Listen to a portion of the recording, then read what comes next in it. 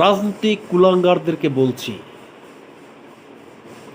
তোরা এখন ছাত্র আন্দোলনের সেই কোঠা নিয়ে তাদের কাঁধের উপরে ভর করে আজকের দেশে সর্বোপরি নৈরাজ্যের সৃষ্টি করেছিস এবং ক্ষমতায় যাওয়ার জন্য তোরা সেভাবে পাইতারা করতেছিস।